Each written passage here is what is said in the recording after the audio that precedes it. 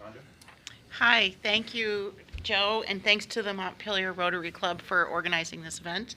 I'm Cassandra Hemingway. I'm the managing editor of The Bridge, and welcome to the forum.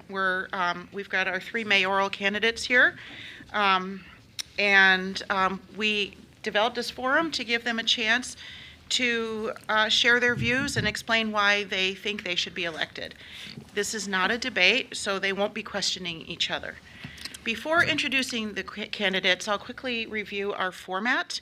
We ask the public for questions in advance, and we use them to help develop the list of questions we'll be asking candidates. During this program, we'll also take live questions from the folks who are here in the room. We are asking people to write your questions down on a slip of paper. I believe Ed Flanagan passed some papers around. He's in the back of the room, so if you didn't get a paper, he's got them, and then he'll bring them up to me at about the halfway point. And we have plenty of questions to ask if you don't have any, but I suspect you do. We'll fit as many questions as we can in during this 90 minutes. And the candidates were not given any questions in advance. Sorry. Each candidate has 2 minutes to make opening statements, and after that, they'll have a minute and a half to answer our questions. At the end of the forum, they'll get a minute and a half for closing statements or to go over anything they weren't asked but they wanted to talk about. And the moderator has the discretion to make adjustments should any be needed. Joe already introduced Donna, who's timekeeping, so we're going to stick to our time frame, and I may have to interrupt folks if you go over your allotted time, so pay attention to the time cards. So when I introduce the candidates, I'll introduce in alphabetical order by last name, and I'll start asking the questions in alphabetical order by last name, and after that, we'll switch it up so nobody is asked the same question first with every question. So today with us we have Dan Jones, Jack McCullough in the center, and Richard Scheer. And I'm going to let you each start with your opening statements, starting with Dan. Well, thank you, Cassandra. Thanks to the Rotary Club, the Bridge, and Orca Media for sponsoring putting this together. So like you, I truly believe that I love our little city and its scenic valley, its historic downtown, and its pervasive sense of community identity. And like you, all of that is becoming threatened by the climate, economic, and political forces growing around us. You may know from my work of the past several years that I've been working to create a sustainable Montpelier, where we can foster the local resilience needed to respond to these foreseeable disruptions. But such local resilience needs to start by preparing for what I think will be decades of challenges. It will require a water system that can predictably function for 100 years, enough housing to keep our communities safe, including those who we need to keep things running. And I'd like to add those climate refugees who are arriving en masse and bidding up the cost of the housing that we have. We need emergency response capacity, not only in police and fire, but also to the climate disruptions of storms, floods, and heat events we can foresee. We need a responsible tax system that is not threatening the financial stability of many of our citizens. A flexible administration which recognizes the growing challenges and is organized to be responsive to such rapidly changing circumstances. And all of this is going to require engaged citizens who understand that it is all of our responsibility to keep the community safe and running. I'm hoping that we can all embody a vision of a forward-thinking people who can prepare and adapt to the challenges ahead. But we need to start doing the hard stuff now in order to prepare for a future that isn't going to look a lot like yesterday. As mayor, I hope to provide the needed leadership so that our wonderful little city can adapt and prosper in the coming times. Thank you. Jack. Thank you, Cassandra. And like Dan, I thank Orca, the Bridge, and particularly Rotary. I really value the good work that the Rotary Club does. I'm running for mayor to continue the good work we've been able to carry out during the last 5 years on the council. In that time, we've led the city through the economic and public health disasters arising from the COVID pandemic and emerged with a healthy downtown and community.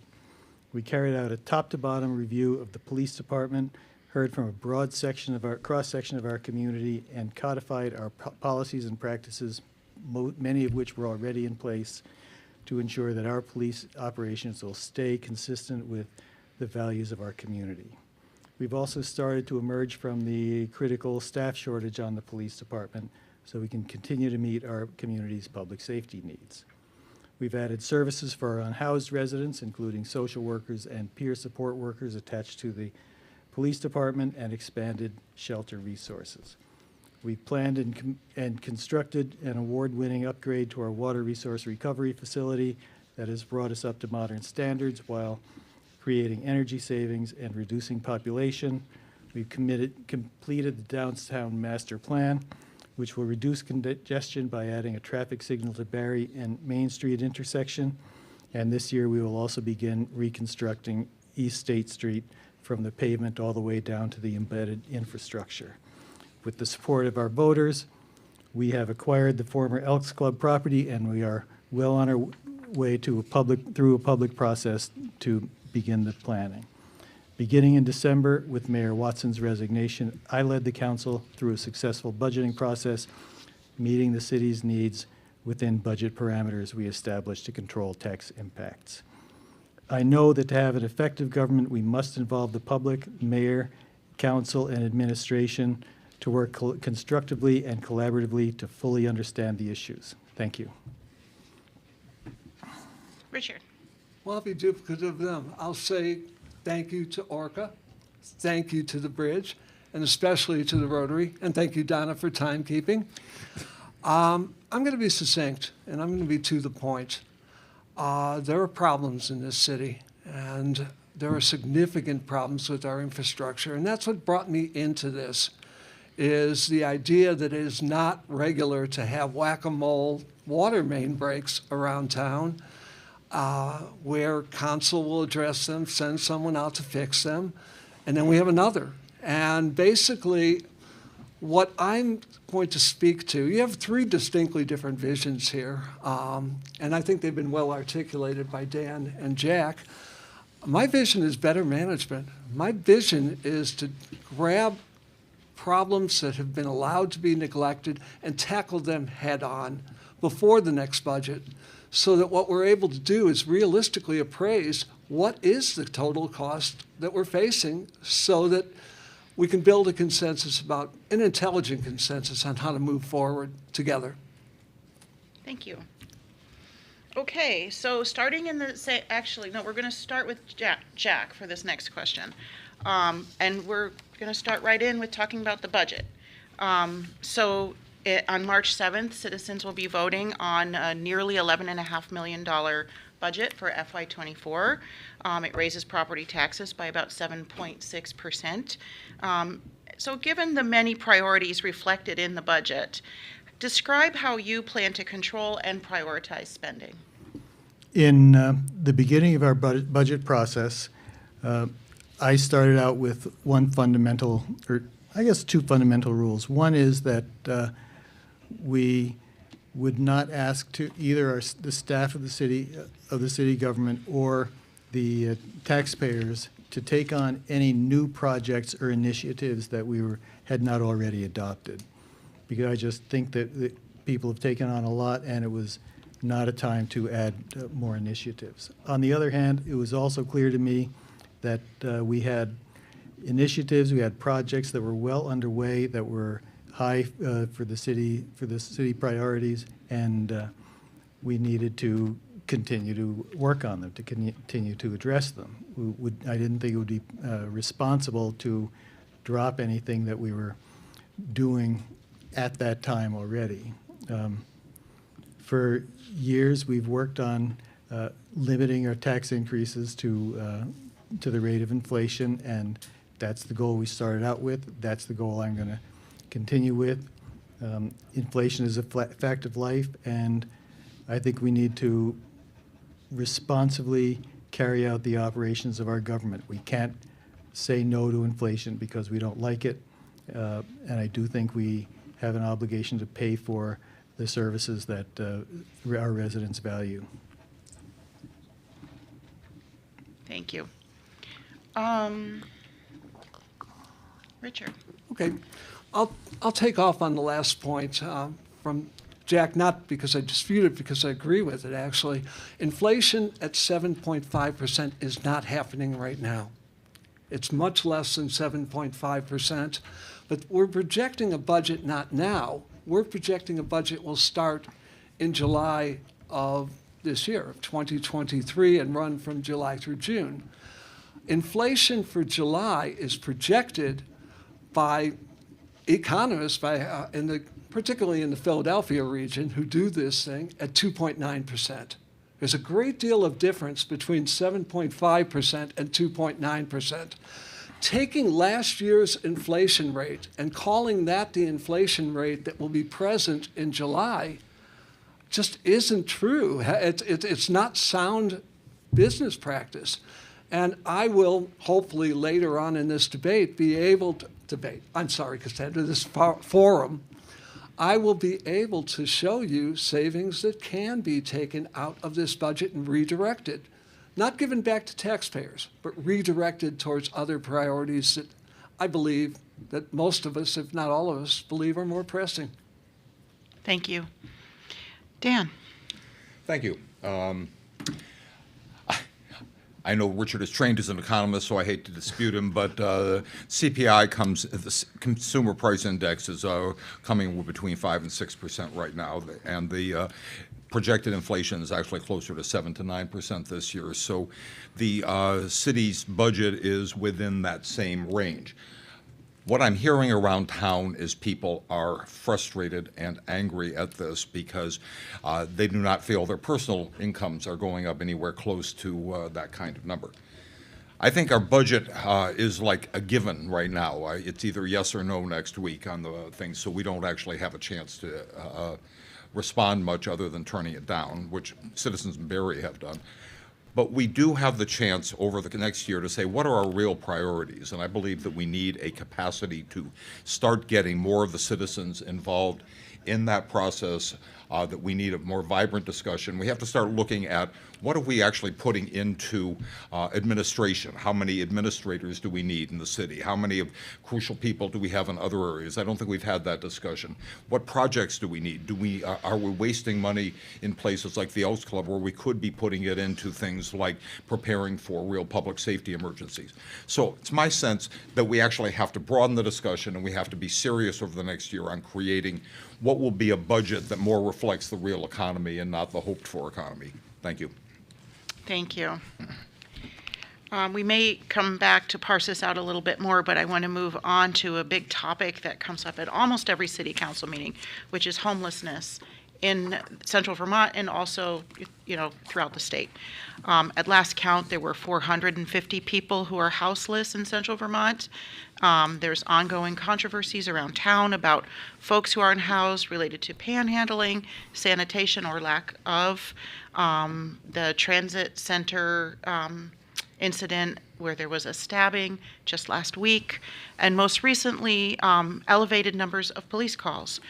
So what do you think the city's role is in addressing homelessness? And we will start with Richard. This is a difficult one, and this is the only question that I'll answer by reading. Last week, I posted in Front Page Forum regarding the failing policies in Montpelier that resulted in fires, vandalism, public disturbance, and even a stabbing. I questioned the City Council's selective policing policies, allowing some antisocial behavior to avoid consequence and not other. I now find myself attacked in a barrage of character attack postings, as well as incredibly abusive emails. A common theme is that I lack compassion. Someone posted a post in today's Front Page Forum. They found a heartfelt eulogy for my son Carson online. Carson struggled through his adult life with mental illness, homelessness, and grinding poverty. I spent 3 decades alongside other agonized parents, constantly sharing what worked and what didn't work for our troubled adult children. For most, it was structure and consequence that kept our children visiting mental health centers and taking their meds during the good times. Parents strongly support consistent policing. Consistent consequences in life help troubled adult children in the short term and the long term, firm social boundaries. Invest the time to look up Carson Shear and the eulogy. It's tough reading. You're taken inside his hard world as well as my ongoing role as his dad, through thick and thin. I'll always be Carson's dad. All of the self-righteous, I know what compassion is, you don't, followed by a string of vicious personal character attacks, has deeply hurt both his stepmother and me. It's hurt our close friends who know what we went through. Well, this has got to end. Personal character attacks from either the ideological left or the ideological right have absolutely no place in Montpelier. The Montpelier I want to be mayor of, and the Montpelier You're I at know. time. I'm sorry to Thank you. interrupt you. Thank you, End Richard. of sermon. Okay, thank you. Okay, so, Dan. Sure. It is a difficult problem, and I think we have to actually look at a couple of features that we don't talk about because we are the downtown central Vermont. So Montpelier is like a funnel at the end of the funnel where all of the problems in a 25-mile radius get funneled into Montpelier. We're the downtown, we're the places where services go. Now, I'm very impressed with what we've been able to do with such difficult circumstances. And I'm friends with Rick DeAngelis at Good Samaritan and Ken Russell at the Homelessness Task Force. They're doing really good work right now in trying to do the best they can within the circumstances and the resources available. The failure that we're seeing is two things. First one is we don't have a regional structure that can help support the work that needs to be done, so we're stuck on our own. And secondly, the state's complete failure after deinstitutionalization in the 80s, which has created a circumstance where a lot of people who normally would have been in mental health institutions are on the street, and they're creating a difficult situation for everyone. So now it is time for us as a city, perhaps gaining with other cities in the state, to start asking the state to begin taking its responsibility seriously. And I put this out to our legislators, our Senate, and especially our governor, because we've been failing in that regard. And that's what I think the city can help start doing. Thank you. Thank you, Dan. Jack. Thank you. As everyone recognizes, homelessness is a terrible problem. It's not limited to Montpelier. It's not limited to Vermont. It's limited to the entire country. It expands to the entire country. One thing that I think we all need to recognize is that homelessness is not something that the homeless people are doing to us. They're not doing homelessness to the community. They are suffering often from circumstances way beyond their control. Montpelier does not have within our budget and within our resources the enough money, enough resources of any kind to end homelessness, even within our 10 square miles. We just can't do it. What we have done is provided as much as we possibly can in the way of services for people who need those services. Social supports from every agency that we can do, shelters as we can provide, both voluntary and city-funded services, and we need to continue doing that.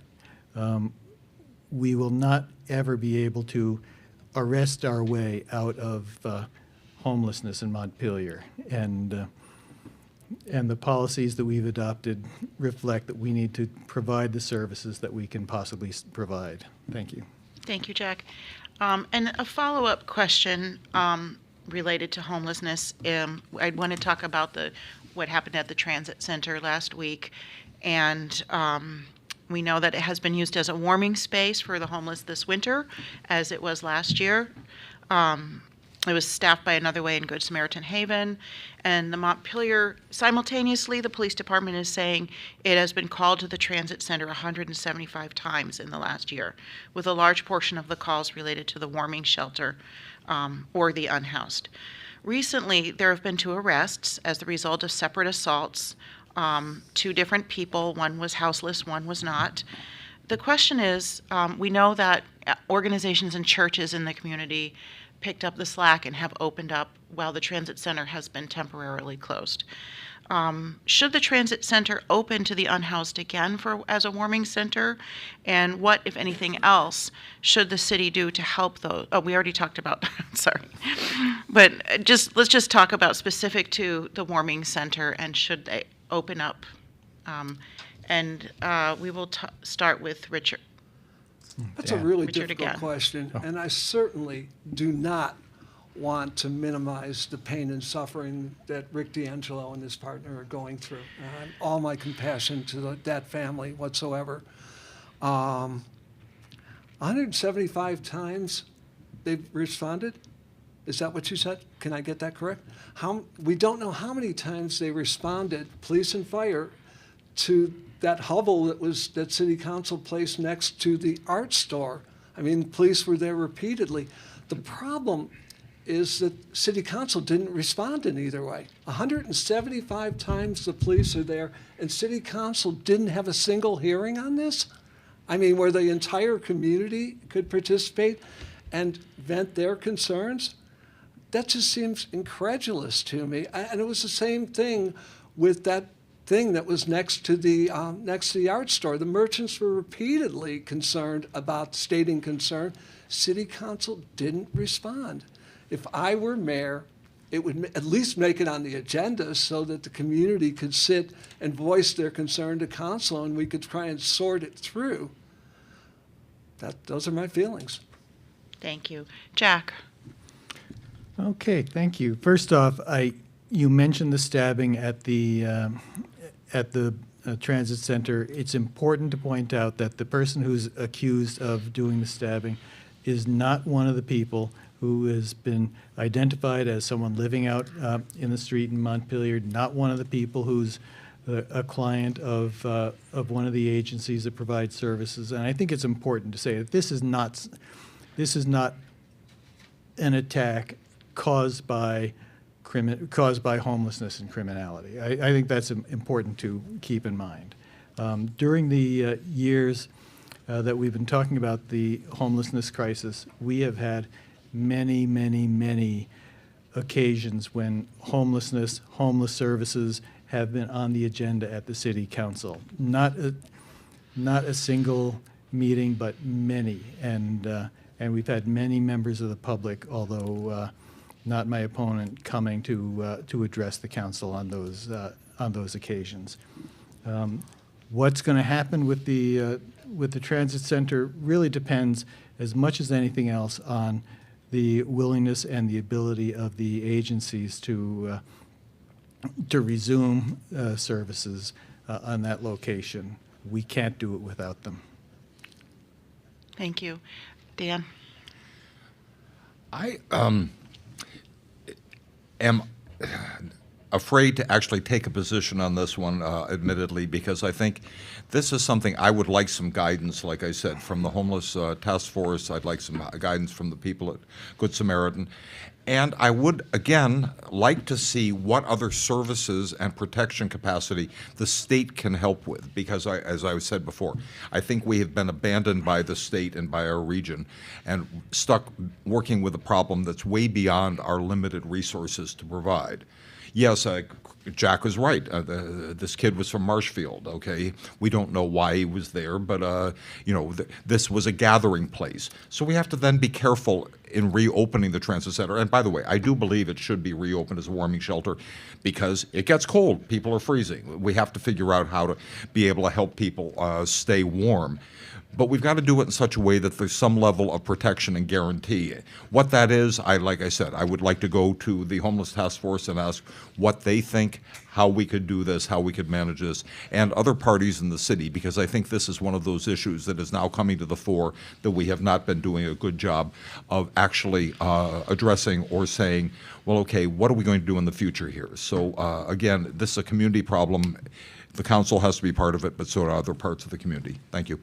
Thank you, Dan. Okay, so our next question is on a different topic but related. I wanted to hear from you all about Confluence Park, a planned park whose cost projections have tripled in the past couple of years, from $1 million to $3 million. The City Council recently voted 4-2 to give park advocates another 18 months to find grants to help pay for the park.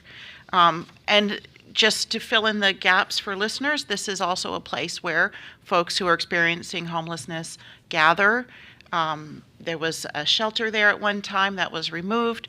So given all of that information and the city's various needs and priorities, and the past use of this site, how would you vote on, let me rephrase that.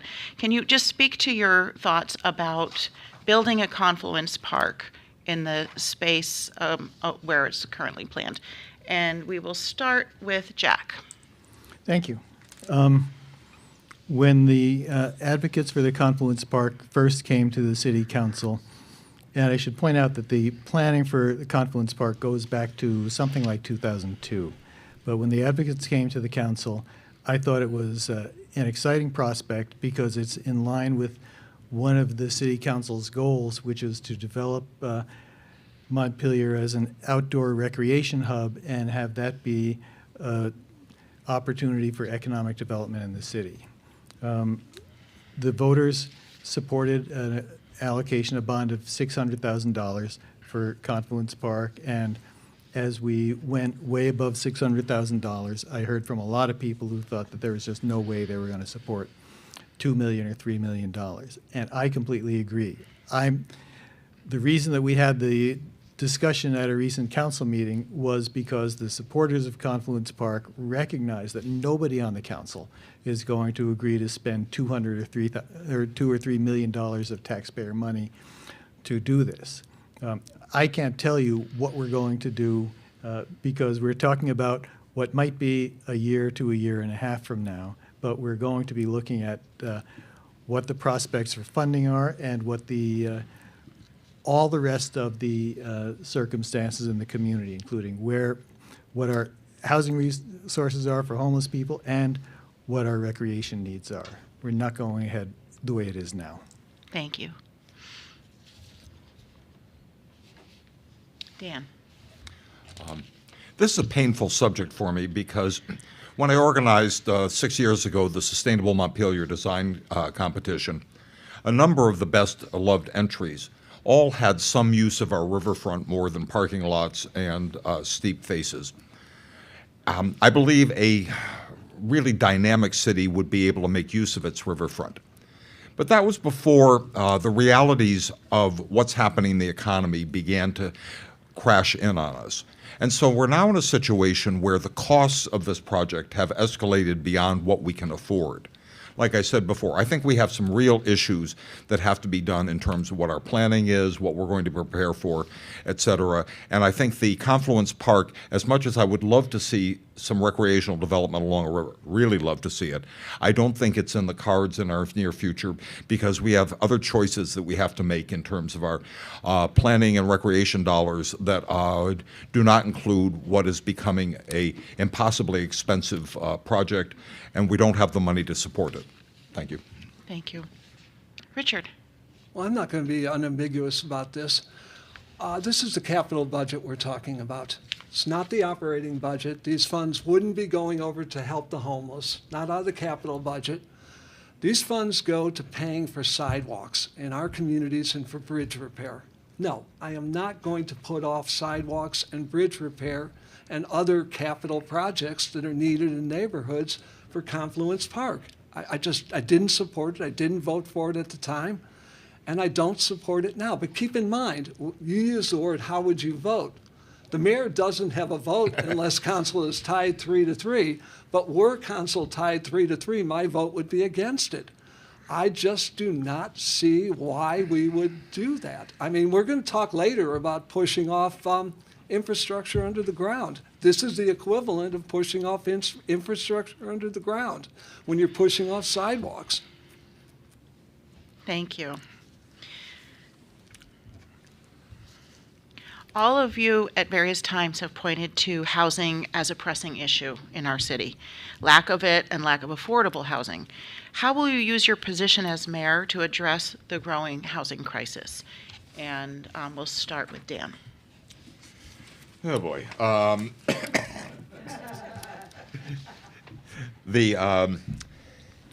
guess I'll start by saying the current crisis demands more than hopeful long-range planning. We have an immediate need for workforce housing, okay? Something that happens in the next couple of years, not something that's 10 or 15 years in the future. Otherwise, we don't have teachers, healthcare workers, and the other people that we depend on every day to keep things running. So we're looking at a rear view mirror also if we expect developers to step up and provide the high density housing, even on the Elks Club site, because the cost of construction and development and interest rates have gone so far up that a lot of what we've now assumed in the past is no longer going to be happening. So we have to start looking at other places that things could happen. Now, my first one, which I'll probably get in trouble with, is saying I think we ought to zone VCFA dorms as housing and turn that into a place where low-cost efficiency apartments could be created fairly quickly. Now, how that gets paid for is an interesting issue. We need to make Airbnbs that are not in owner-occupied homes illegal. That will open up some more housing available. We've got to look at our downtown office space and what could be turned in there. I can also go on parking lots and how we could work with the state to create housing. There is a big issue here. There's lots of possible approaches, but we're not going to get there by pretending that somehow things happening 10 years out in the future are going to make a difference. The crisis is now, and we have to pay attention. Thank you. Richard? Boy, this is going to dovetail with the inevitable question about the Elks Club, so I'm going to stay away from that. But I will say that infrastructure for housing, unless you're going in the core city, which we're a mature city with very few vacant lots available for housing. We have Alan Goldman's property way out on Terrace. We have the golf club potentially way out there. But in between, there's very little, except for Sabins Pasture. And Sabins Pasture sits in a tax incremental finance zone that could pay for the understreet infrastructure required because it paid for the understreet infrastructure across the street in Bar Hill. We didn't pay for the water and sewer for that, but the taxes in that tax incremental finance district. I would suggest that we seriously start working with the Zorzi family and Alan Goldman and get housing in Sabins Pasture. When we moved here in 2001, our first vote in 2002 was to purchase Sabins Pasture for $700,000 for low-income housing or something on that level. Well, our kid is postgraduate school now. So, yeah, it's a very, very complex issue, but you can't think of it simplistically. It's not a binary, well, we need more, so we're going to get more. Thank you. Thank you. Jack? Thank you. You see, this is one of the problems here, and one of the problems we address by proposing to buy the golf course, and that is that we can spend a lot of time looking at property that's owned by other people and saying, well, I wish you would do something with that piece of real estate that you owned. The city has been working with the owners of Sabins Pasture, and we've amended our zoning bylaws to enable it to facilitate its development, but we still do not control it. The fastest way to get housing is to put your money on the horses that are already at the starting line or have already left the gate. And so we have projects that have been proposal and are in the planning and development process, like a couple of projects in the Northfield Street area, the Habitat for Humanity project. There's a project that's in the planning process on Isabel Circle, and we've got the Country Club Road, which is well into the planning process. Beyond that, I would look at all of the downtown buildings and the upper stories and talk to the owners and say, what does it take to turn your upper stories of your building into housing? Thanks. And you don't have to be clairvoyant to guess the next question is about the Country Club Road property. And so I'm reading it as it was sent to us from the public. Whether or not you supported last March's bond to purchase the former Elks Club, the Country Club Road property, do you favor building affordable housing there? And do you see that property having potential to be a legacy for future generations? If so, in what sense? And if not, do do you favor reselling the property? I realize that's a multi-part question. We will start with Jack. Thank you. I was going to start my answer with absolutely, but then I recognized there was an or there. But absolutely, I support developing housing in the property. We've engaged with White and Burke to plan and study for all the possible uses on the property, and the survey is still open, so anyone who's not replied, please do so.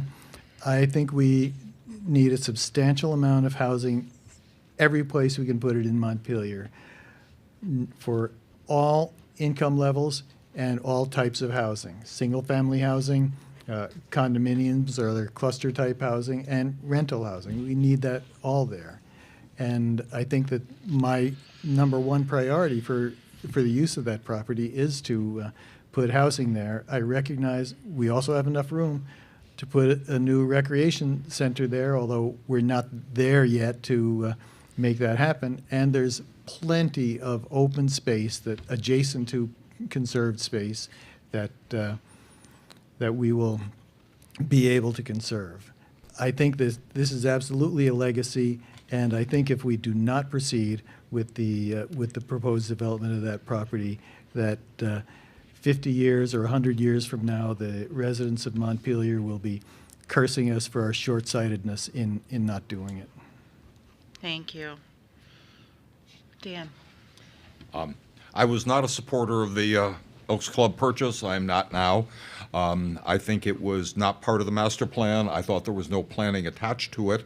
In fact, backing into the planning once you bought it was sort of the opposite what any sensible city should do. Nobody even talked when they offered it to the populace about what are the road and infrastructure demands that are going to be required on the property if you are to want development there, and that's going to be millions and millions. And so I look at it as saying if we could find a buyer, I'd sell it again. I don't see it as a future possible development because, as I mentioned, I think the actual costs of creation of housing right now have become so high that the construction and materials cost that we are not going to be seeing much happening at all. It's also, not walkable from downtown. They say, well, it's on the bike path if you, have 2.5 miles you want to do. So it is not actually part of what would be downtown central city development. It is not cluster development. It is an area that I think is a dream without a reality.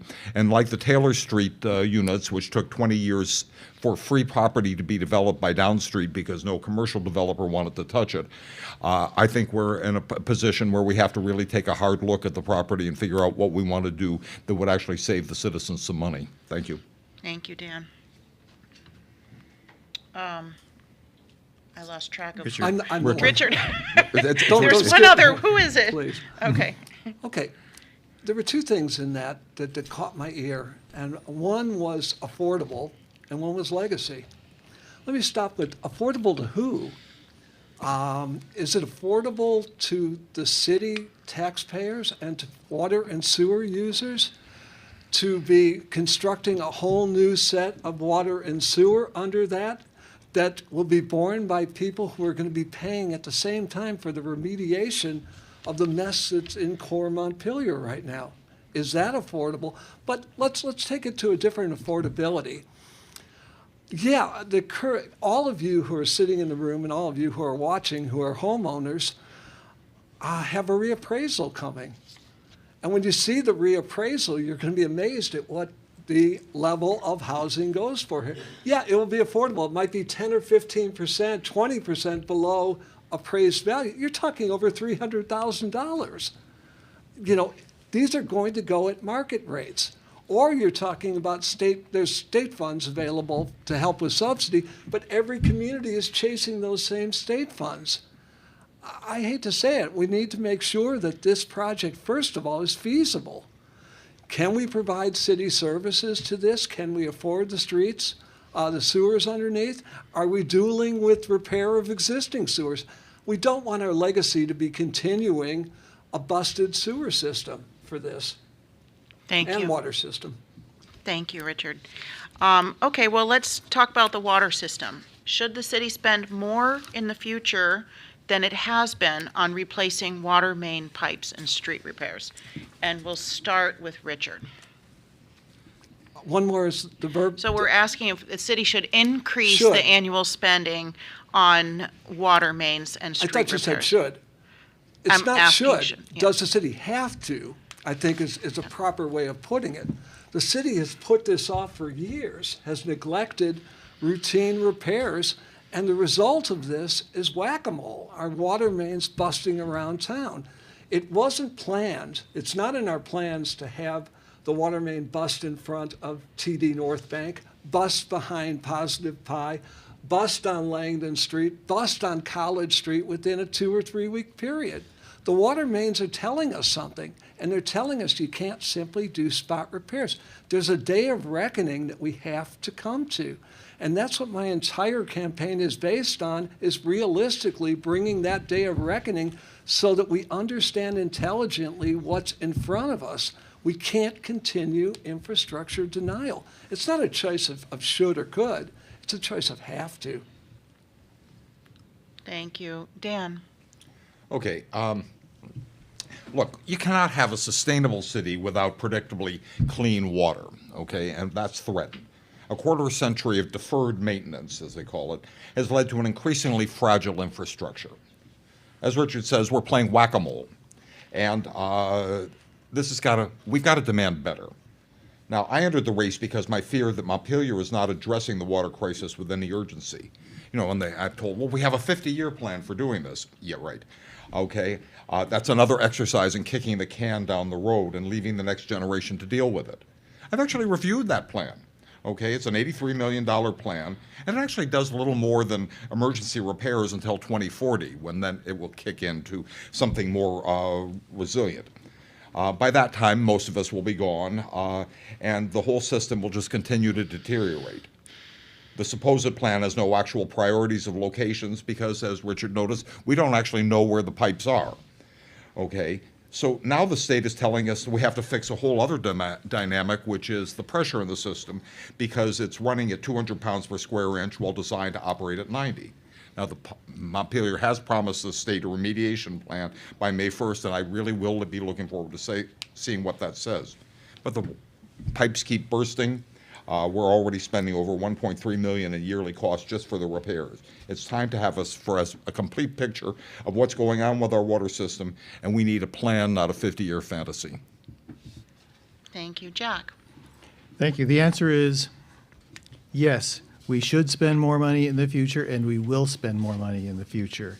Our current expenses for the water system are based in part on our repayments of the bond that we invested in to establish the water treatment facility up in Berlin. The payments on that bond are about to fall off the budget, and when that happens, it has always been planned, and it continues to be the plan, that we will invest the amount that we're paying on the bond to more maintenance and improvement of the water system. We are engaged right now in a study of the hydraulic needs of the water system. I've heard people talk about, well, we need to get a report within 6 months about what the state of the water system is. In fact, we've contracted with an outside engineering firm and that's to do a hydraulic study, and that study is about 90% complete now. So we will have a report well before the timeline that we've talked about. And finally, the entire system is mapped, contrary to what people have said. Thank you. So going along with that, what do you propose we should do about our city paving policy? This question came in from Steve Cease in Montpelier, who lives on Northfield Street. And he asked, what is your reaction to the proposed city budget for paving? How do you decide which of the worst streets get fixed after the good streets? And again, multi-part question. So let's just stop there. There's a couple other questions in there. And we will start with Dan. Okay, if one thing Montpelier is in agreement on is the quality of its streets, which have inevitably been picked on. Now, lucky enough, I lived on Northfield Street, which was a mess, but a few years ago it was rebuilt. It's now lovely. But going up North Street, it is a mess, as many of our streets. As I've told others, however, I think it's a priority. I believe that we're actually facing a future in which we have to make some hard choices about our dependency on the car to get around. I know this doesn't endear me to many folks. But we're going to have to start thinking about other ways of doing things. So if it's a choice in our funding between fixing the streets and fixing the water system, I'm going for the water system, and I'll drive on bumpy roads. On the other hand, if we're in a situation where we want to keep some level of good maintenance going, then we have to be a lot more clear about what we're doing, because what they did on Northfield Street was actually go down to the bed and build up. What they've done other places is basically a skim over the top and then put a new layer on, which works for about 2 years and then starts going up again. So this is where we're going to have a hard discussion within the city, not just the council, about what are we demanding for our water, for our road system, and how much do we want to pay for it compared to the other needs that we've got to face. Thank you. Jack? Thank you. Over the last several years, through the administrations of the last two mayors, we've had a goal of expanding the amount of money we put into our street maintenance program so that we can bring streets to the level that people in Montpelier expect.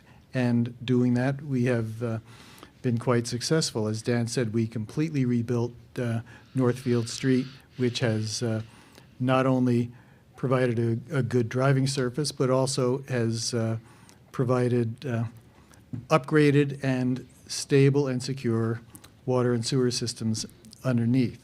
We've, in the last few years, repaved College Street, we've repaved Main Street, and we've repaved a number of neighborhood streets. It's not everything that we need to do. This year, we were looking at our budget, and we were thinking, well, what can we do? How much can we afford in light of the other demands that we have? And we're not quite back to the level we want to be, but we want to keep putting money into it. And I should also say that we devoted most of the first year's worth of ARPA money that we got from the federal government into paving and capital maintenance. Thank you. So this question comes from, Wait, oh my gosh, Richard. Okay. We're going to move to audience questions very Well, I soon. thought- But you get a chance. I'm so sorry, Richard. Yes, go ahead about the paving.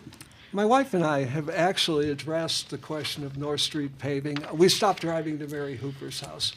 It's very difficult to get there. But on a more serious note, the paving budget under John Holler was much different than the paving budget the last 2 years. I mean, that's a statement of fact.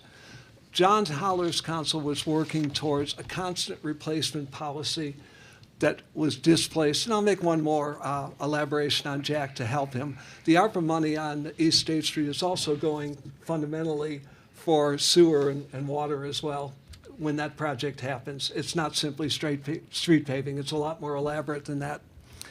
But in terms of street paving, finding the specific funds for that within the existing budget, the Elks Club has $250,000 projected for fine detail planning when they haven't even discussed feasibility yet.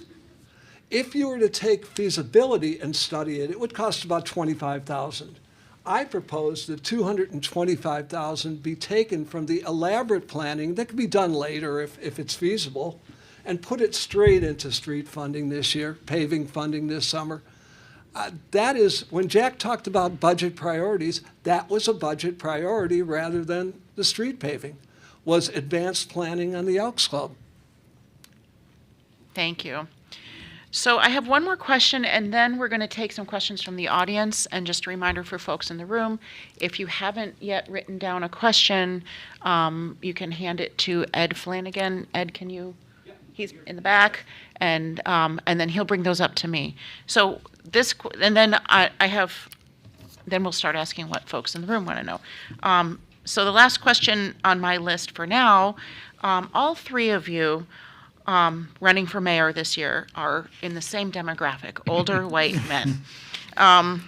What? And if elected, how would you use your privilege as being a person in that demographic to make more room for and lift up the voices and leadership of women, folks of color, young people, LGBTQIA+ people, and working class people in order to truly diversify city government?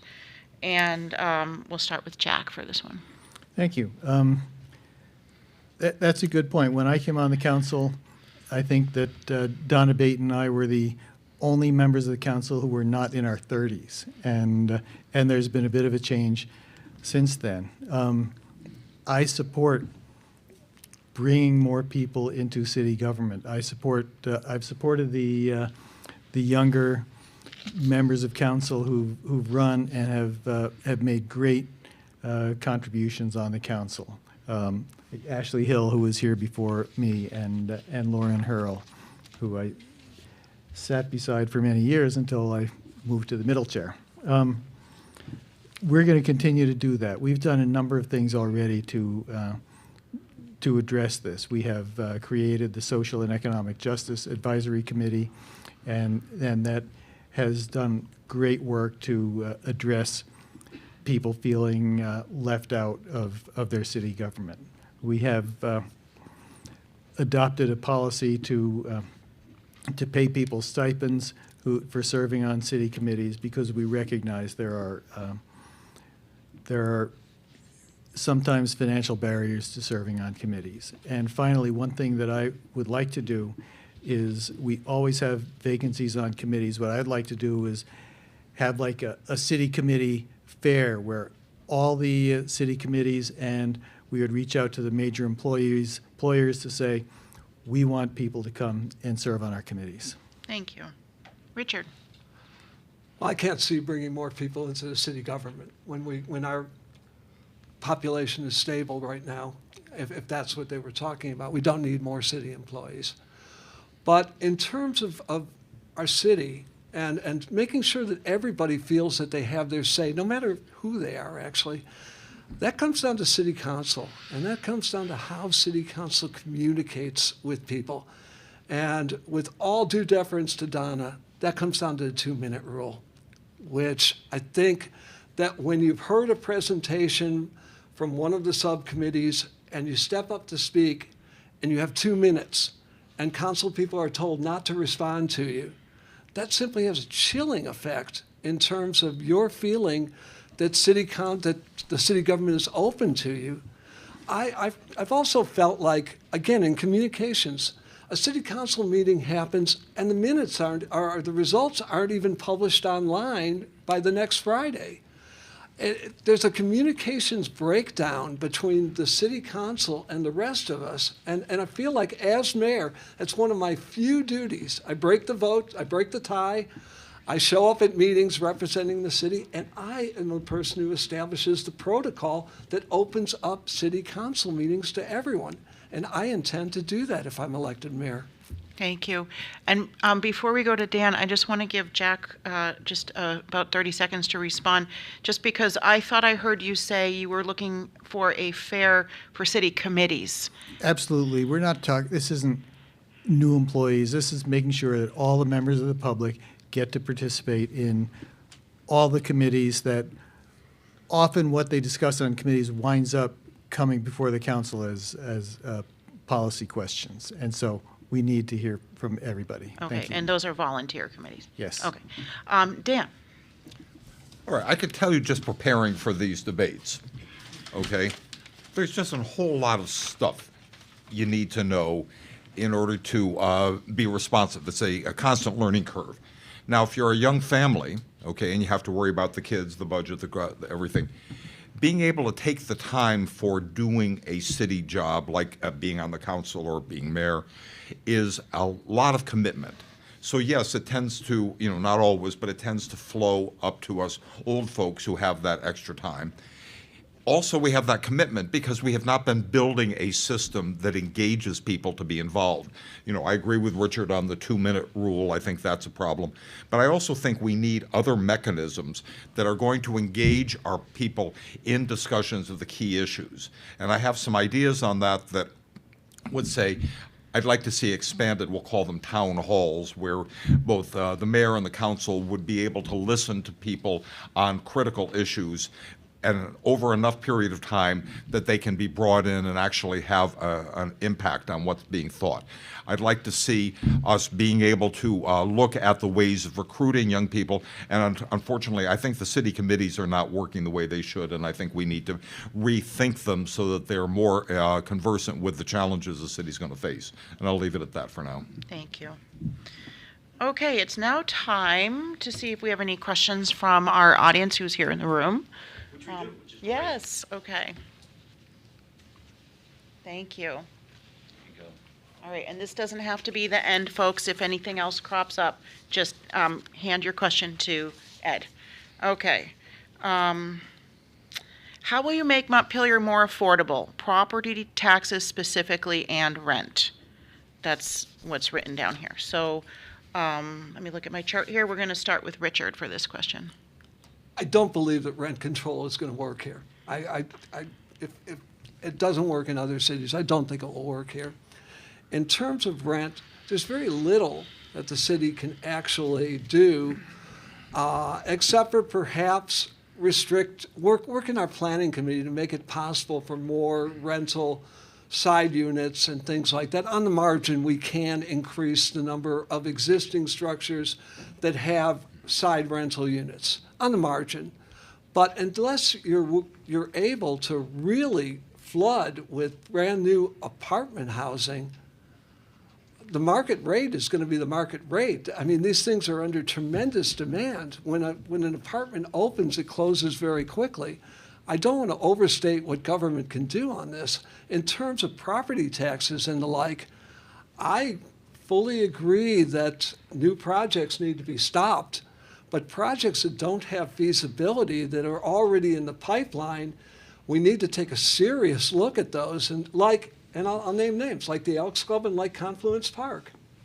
We need to sit and revisit things, and it shouldn't be, oh, we voted on this years ago, we need to stay with it forever. That's just not good governance. Thank you. Let's see, Jack, the question is, how will you make Montpelier more affordable, and specifically around property taxes and rents? Scarcity creates rent increases. It's as simple as that. We have right now a rental vacancy rate of 1% or lower. There's nothing that's restraining upward pressures on rents, and there's no way to prevent that as long as we continue to have the limited amount of housing we have now. So we need to build more housing. We need to build more housing for homeowners so they can afford to buy houses in the city, and we need to build housing for renters so they can afford to rent houses in the city. Doing that, I think we can expand the city of Montpelier, the population. I think that for 100 years or so, our population has been around 8,000. I think we could easily accept a population increase over a period of a few years of up to 10,000 without a change in any of the quality of life that we all love in Montpelier. And that's more taxpayers, more people to support the expenses of providing services to the city. And housing development and economic development will help meet the budgetary needs of our community. Thank you. Dan? How many minutes? Oh, I only have a minute and a half. The problem we have with affordability is that we're living in inflationary times, and it's not about monetary policy. So prices are going to go up on our food, whether we want it or not. Okay, they're going to go up on the energy, whether we want it or not. So the areas we have to control is basically what we're spending on city government, okay, and what we're spending on housing. Now, as long as we're living in a so-called free market, Housing prices will continue to go up because there's no other alternative for doing that. You know, Bernie Sanders has basically just released a new book on the failures of capitalism, so I recommend that because I think we're going to have to start looking at more socialized responses on how we do things. And we don't have a mechanism for doing that right now. The city only can operate in local property taxes and zoning, so we have a very limited palette from which we can work. On the other hand, we can start looking at some hard things, perhaps with other cities, about what we're limited to or not limited to in owner-occupied investment housing. We can start looking at what's available to people, like I said, whether it's VCFA or downtown offices, that we could get stuff happening quickly. 10 or 15-year plans is not going to solve the inflation problem for people.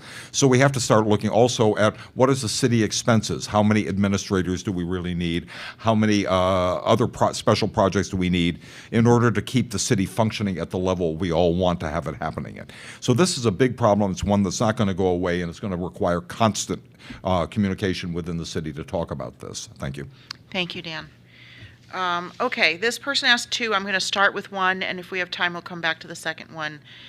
Can you please respond to John? This assumes you've read this article that appeared in The Bridge. It was John Holler's commentary about infrastructure spending. Did everybody here read that? Okay, so essentially, he spoke about he felt that the city government was had a plan that's gone off track on infrastructure spending. And so we will start with Jack. Thank you. Building a budget is a struggle. It's a constant balancing act. It's refreshing to hear someone say, well, we need to spend more money on some particular part of the budget, because mostly in our budget hearings, we don't hear a lot, but mostly what we hear from people is you're spending too much. And they're not even saying redirect it from one thing to another. They're just saying you're spending too much and don't raise our taxes. What the policy that the city council has followed under Mayor Ann Watson is essentially the policy that John Holler established of maintaining investments in infrastructure over the years. We lost revenue. We lost a lot of revenue when the pandemic hit, and you'd be surprised. We zeroed out our parking budget completely. You'd be surprised that that's a significant contributor in our budget, but it is. So we're doing what we have to do. We're not up all the way to where we want those investments to be, but we're on track to doing that. Thank you. Dan. Sure. I thought John brought up some interesting points. I noticed that the city manager 2 days later had a rather impassioned response back. So obviously he had ticked off some issues that were critical. Part of what he was saying is that there is a question about how we're managing those monies that are being assigned to various projects. And I think that is actually a fair question that has to be looked at, because I believe we do have a situation where there's some critical infrastructure needs, like the roads, et cetera, that really require more in-depth management review than they've been getting. Now, we've had changes in Public Works Department, et cetera, so I can understand where some of that happens. The other part of it is that we are requiring we've given up, I'm sorry to say, some of these management things by kind of a diffuse management structure where this people do this thing, this people do this thing, and there's not a centralized control that thinks about what is the budget that is being required. Okay, and so we have, and no concept that actually people are hurting. So the 7% increase in the budget is basically saying, well, everybody just can pay more because it's Montpelier and they can pay more. So it's now time to actually start looking and making hard choices about where are we doing things. If the infrastructure is failing, that's our critical point. That's what the city has to do, and we don't have any choices. Thank you. Richard. Yeah, I read John Holler's. In fact, I referenced it a few questions ago. John was totally right. The path that his council set was not an easy path, and it was abandoned by Ann's councils, partially abandoned. We were furloughing people during those years. We had federal funds coming in during those years. It's not as if, oh my goodness, the city fell apart during those years. In terms of paving, we simply have abandoned that goal. It's black and white. The numbers are real. We're spending less than would have been projected. And that just, given the amount of need in the community, that's not right. And in terms of under the ground, we have not done the systematic studies. The hydraulics will tell us about the water pressure, but it won't tell us about the condition of the pipes in every part of the town, and it won't tell us about the locations, which are in some parts of town strictly guesswork. In Harrison, when they did the work was paused for 2 to 3 weeks because they couldn't find the pipes. They couldn't find the pipes on Northfield. That is not my speculation. That is what happened. I'm going to give Jack 30 seconds to respond to the comment about abandoning that. It's just not true. It's just not true. We have continued to pursue the funding levels, the appropriation levels established under Mayor Holler. And as I said, even if we'd had the money during the pandemic, we didn't have the workers. We brought the workers back, but we continue to do the paving, and we will continue to do that paving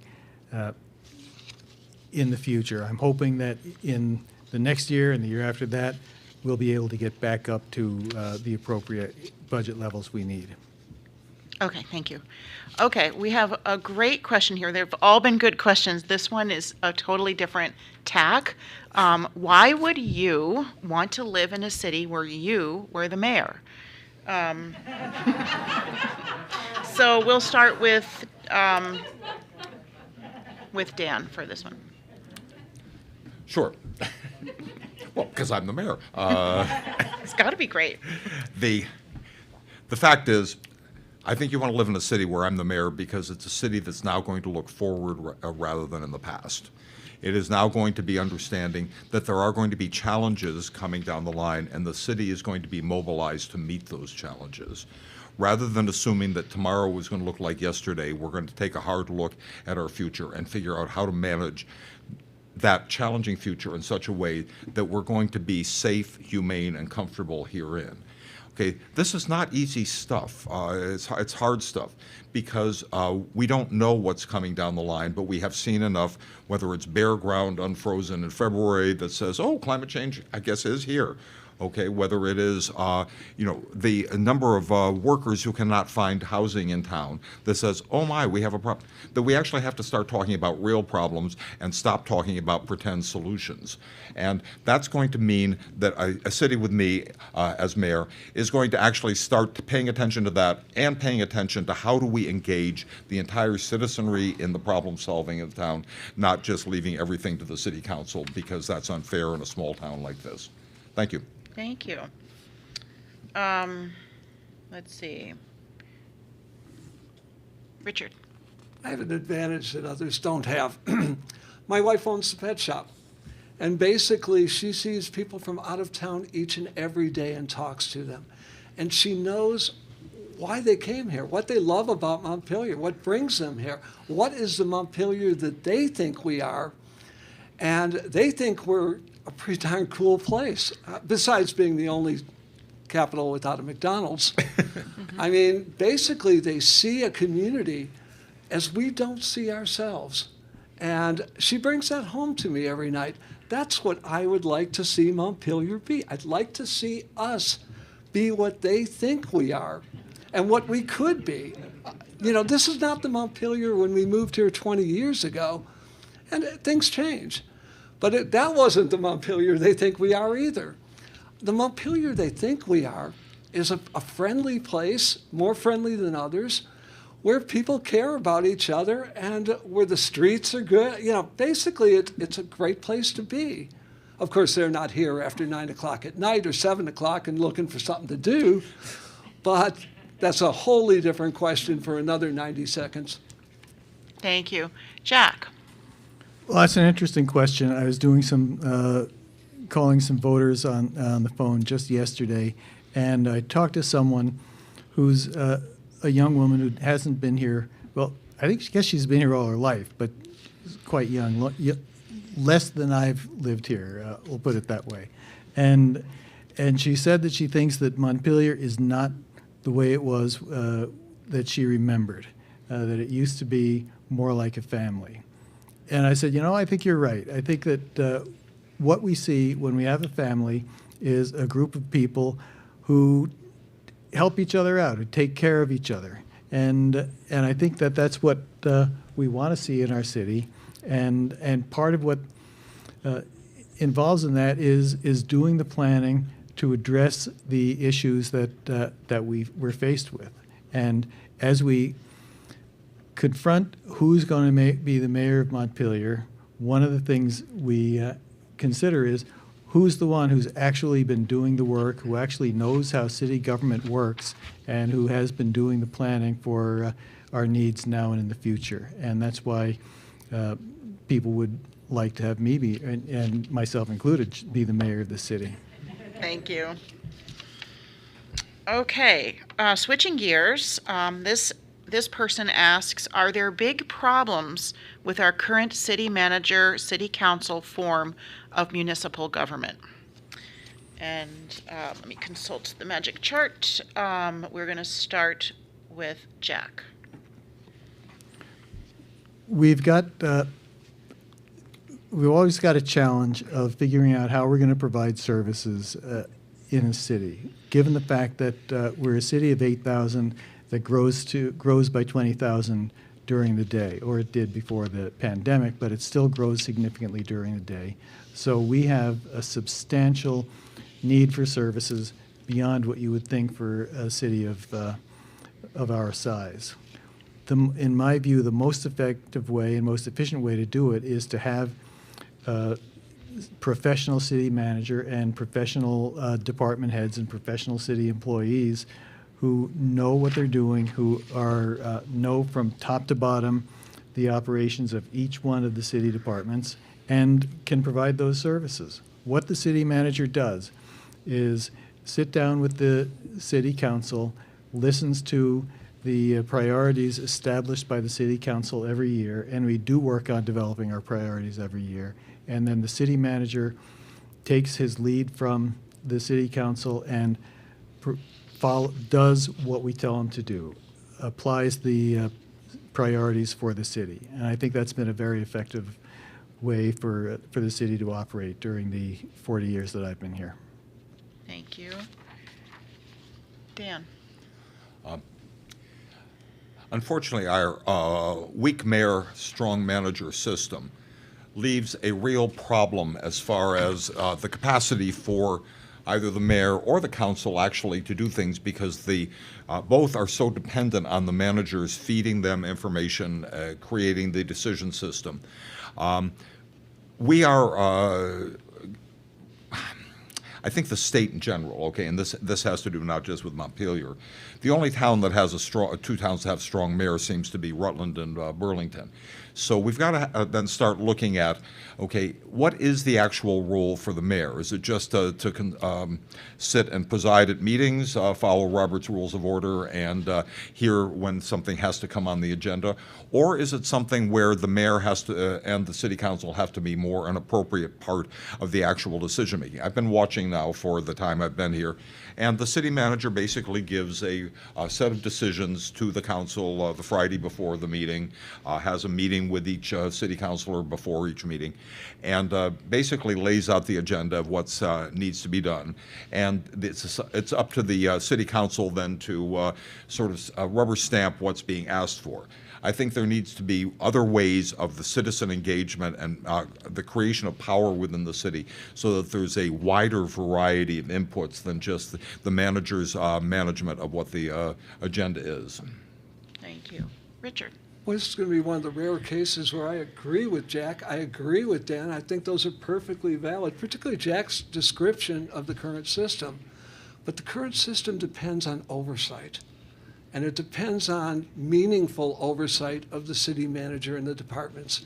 And that's where I believe we've gone wrong. And I think that the pinnacle of oversight, lax oversight, is the streets and the infrastructure. And the idea that you would have this whack-a-mole and the city manager would talk for a couple of minutes about what construction is going on where, that's not oversight.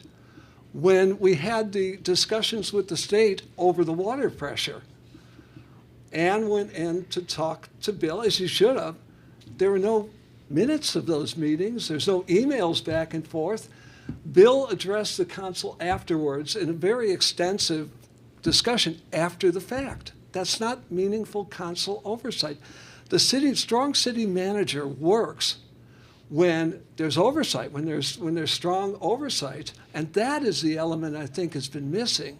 And that's the element that I see my role as mayor being. It's not grand vision, it's making sure that the city is properly oversight is properly done. Thank you. Okay, this person asks if the Country Club Road property is developed, a robust, consistent, and regular transit system will be needed between there and downtown. How can that be achieved? And we're going to start with Richard for this one. Well, we currently have My Ride that Dan put together, but on the other side of that, again, that's dependent on state funding. We're right back to the state again on that. I would say let's expand that discussion, not only a transit system, we have to educate those kids. If we have a significant influx of new kids, we could possibly handle it at Union. We certainly could handle it at the high school. That middle school is the point. That's the choke point. You can't expand that middle school. If you're planning for a significant number of school-age children, you have to plan for how that middle school can be moved. We did that back in 2005. We planned that. We planned to close the middle school, move them to the high school, and expand the elementary school. The price tag for that, inflation adjusted, would be $30 million. That is a hefty tag. I don't know what the price tag for adequate transportation would be. I have no earthly clue. Okay. Dan? Yes, I do think we need to rethink our transportation system in large. After the design competition a few years ago, we had this one wonderful winning design that actually showed a linear city, going down along the Winooski all the way to the traffic circle there. Key to that was a reintroduction of the streetcar system, if you will. Now, then one local entrepreneur in Burlington, David Blittersdorf, went off and bought some Bud cars, which could operate on that. Well, where you get into is that actually those would work. They could become a very viable Barry to Waterbury rail connection. But the state doesn't like that because the rail system that now operates on there only wants to operate with their granite trains. They do not want any public transit operating. This is because we have a state that's dependent on roads and cars, and you can look at what the governor makes his money at, and you can see why that might be reasonable. So if you want a transit system, it would have to be multimodal, okay? I believe a train could work from Barre and Montpelier, which would get people from that point into town.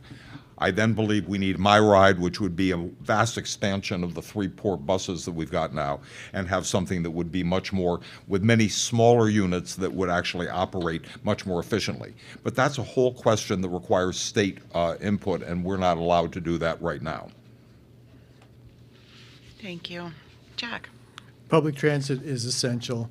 I have talked to many people who rely on My Ride regularly for their day-to-day transportation needs. Most people find it works very well for them. Some people who, for one reason or another, do not find it works well for them. And I think those people can't be left behind. I think we need to address that. I don't see us. I went over to Barre. I went for a ride on the Bud cars with Dan, in fact, and the mayor a few years ago. And I think that's a very attractive idea for a commuter line between Barre and Waterbury, possibly even up as far as Burlington. I don't really see us establishing streetcars from here to Country Club Road, but I certainly agree that we will need robust public transit to meet the transportation needs of the people living on Country Club Road.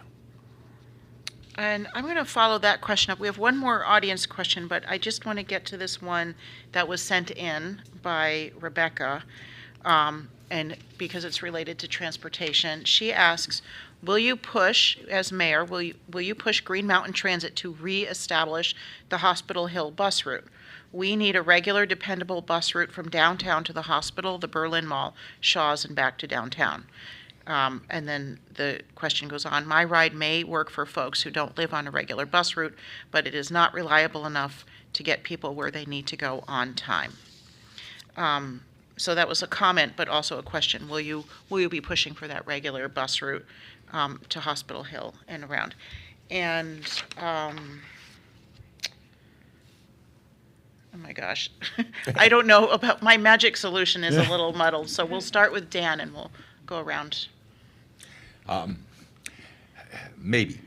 The idea is that, yes, I understand, people, elderly people, people with disabilities find my ride difficult to use because it isn't as predictable as before. They say, well, I don't have a smartphone, I don't have this, and they may be true, So you have a small number of people, as Jack mentioned, who do not use the My Ride efficiently, and it should be reconsidered how that could happen. Problem is, the state only puts as much money into the system as it put into the previous bus system. So if we're going to try and operate something that's both on demand and have some fixed route, there's going to have to be an expansion of the bus service, of the services that are available. And that's not Green Mountain Transit's decision, that's the state's decision. And as I've often said before, V-Trans is where you can take good ideas and send them to die. Where we need to start looking at other options that we could have for creating something that would allow the state to then have, once an hour up to a bus up to the mall and back. But otherwise, if we're going to expand My Ride, there has to be other ways of organizing it, financing it, et cetera, because it's not going to be effectively done with Green Mountain Transit. And I think that's one of those areas of inventiveness that our city could be a leader in, but we're going to have to take some effort to make that happen. Thank you. Jack? I know people rely on My Ride to even get up to Hospital Hill. Not everybody, but it still works for people. I think that for access to the hospital and the shopping up there, there are two main problems. One is, what do we do for the people who cannot realistically use My Ride? And for whatever reason, they need to be listened to, and we need to figure out what we can do to provide those services. The other thing is that given the low density of the population and the small population, people sometimes have to be up there particularly at the hospital and the medical offices later than any service we can predict is going to be running. And so we need to address both of those to meet those needs. And I think it takes study before we can say what the absolute best option is to do that. Thank you. Richard? I'll create space for another question. I concur with both of them. Okay. We're actually at time. Well, we're not at time, but we have just enough time left for your closing remarks.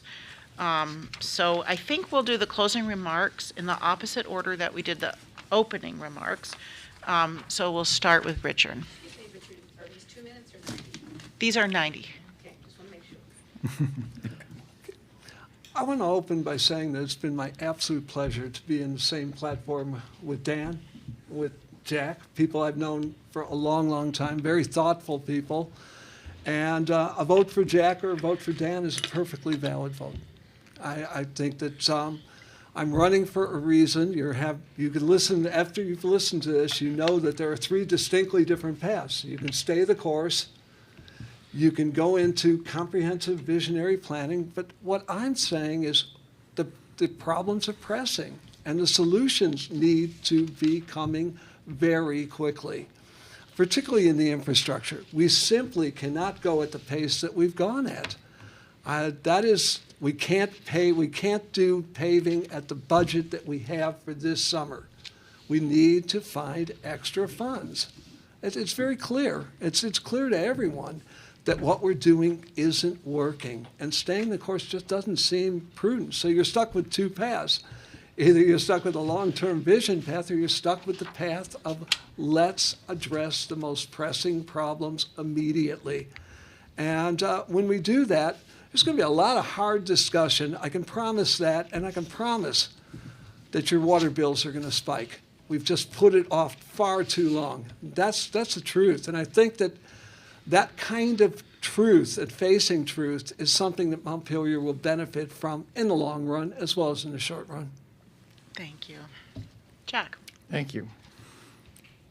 Before I went on the council, I spent many, many, many nights and many, many hours sitting in council meetings, listening to presentations of various kinds and advocating before the council on housing and many other areas. At one point I was saying I'd probably spent more time in city council meetings than anyone who was not a member of the council. And I think that's probably true.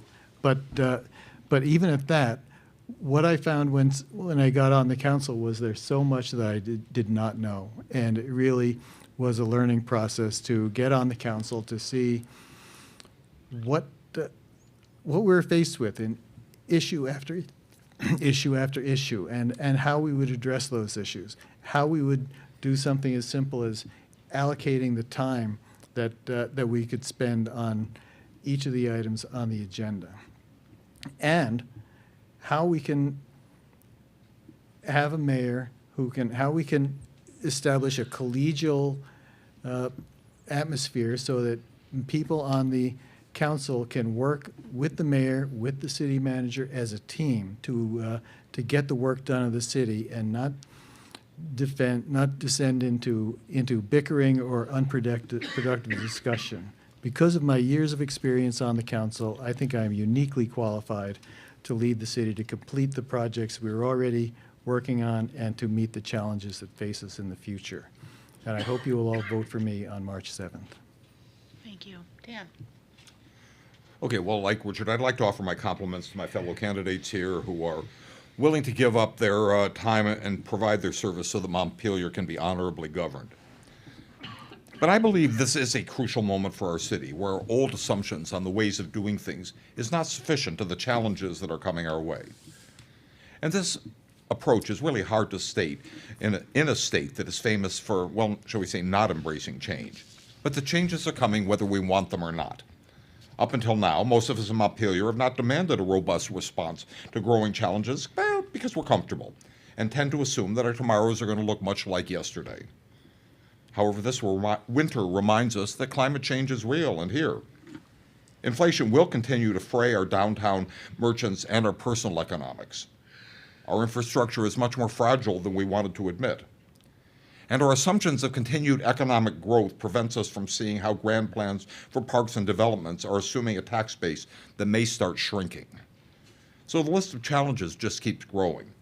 My mayoral campaign is aimed at asking difficult questions about our city's future and the choices that we should be making while we still have the time to adapt. It is time for a new, more disciplined approach to the challenges of municipal planning, finance, and governance. But this is hard stuff. But I do believe that exploring with you, the citizens, the difficult public policy choices now can help spark a municipal commitment to building a humane and resilient future for all of us. And that's why I'm asking you for your vote, and thank you very much. Thank you. I want to thank all of you. Thank you, Dan. Thank you, Jack. Thank you, Richard. Thank you, everybody who showed up here in the middle of the day on a Monday. And thanks particularly to the Rotarians, the Montpelier Rotary Club. Voting is on March 7th at Montpelier City Hall from 7 a.m. to 7 p.m. Registered voters can request to file for mail-in ballots from the Vermont Secretary of State's My Voter page at mvp.vermont.gov. Thank you for joining us. The best thing you can do to protect the democratic process is to vote.